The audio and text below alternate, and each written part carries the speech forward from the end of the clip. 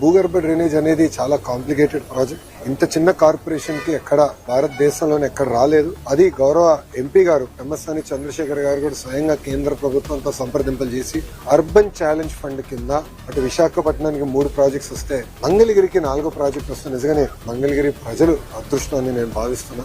మంగళగిరి నియోజకవర్గం వాసిగా ఈ ప్రాజెక్ట్ ని పర్సనల్ గా పర్యవేక్షిస్తాం. నేను కూడా అధికారులు చెప్పాను, అన్ని తవ్వుకుంటా వెళ్ళి మళ్ళీ వర్షాకాలం వచ్చినప్పుడు ప్రజలు ఇబ్బంది పడతాం కాదు.